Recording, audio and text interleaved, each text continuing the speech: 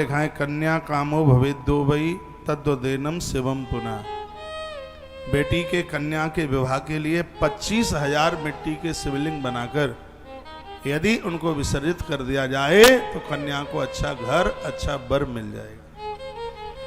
याद रखें, जिस समय शिव पिंडी बनाई जाती है तो उंगली की बराबर पतली और अंगूठे के बराबर ऊंची, उंगली के बराबर मोटी, अंगूठे के बराबर ऊंची।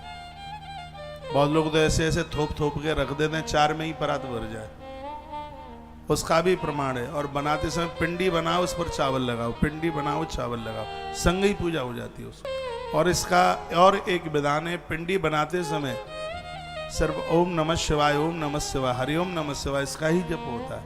और फालतू की तमाम बातें, 4 माताएं पास पास बैठ जाती हैं, जी जी तो और लली कौन से शहर में दई है, पिंडी भी बन रही है और बहू तो ठीक ठाक होगी, हमारी बहू की तरह लड़ती तो नहीं होगी, पिंडी बन रही है संजय।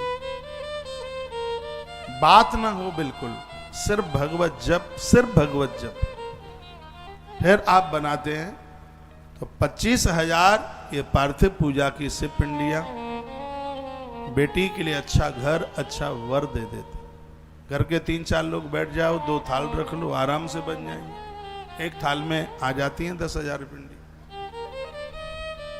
और ज्यादा बड़ा होगा तो एक में ही 12.5 आ जाएंगे। तुलसीवन आश्रम ने बालाघाट में जब 2012 में आयोजन किया था, 11,000 थाल खरीदे थे बड़े बड़े, अभी भी रखे हैं।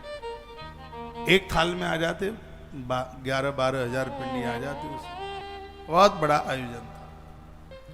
तो ये आपने लिख लिया, बेटियों के लिए कन्या के घर और वर के लिए 25,000 एक दिन में नहीं बना पाते हैं तो पूरे सावन के महीने में बना लीजिए, 25,000 बना ले। और बेटी खुद बना दे तो फिर तो आनंद ही है।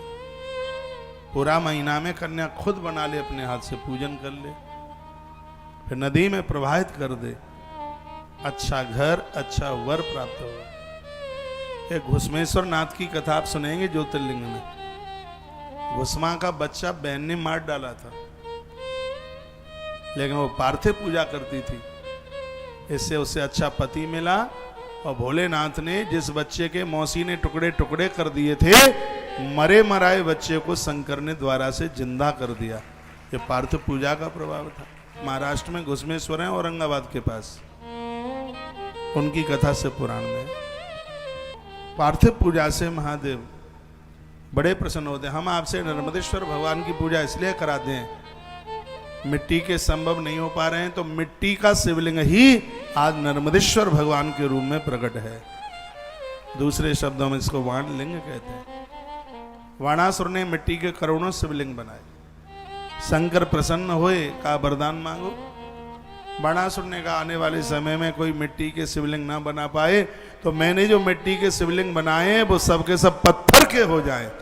शंकर जी ने कहा नर्मदा की कोख में सगरे पत्थर के होंगे, लोग उसको नर्मदेश्वर के नाम से जानेंगे। वही मिट्टी के शिवलिंग नर्मदेश्वर बाणासुर ने बनाए थे, इसलिए इसको बाण लिंग के नाम से भी जाना जाता है। नर्मदेश्वर भगवान की बहुत बड़ी महिमा है अपने आप में, जितनी वर्णित की जाए उतनी कम है। तो ये मैं आपको निवेदन कर रहा हूं बेटियों के लिए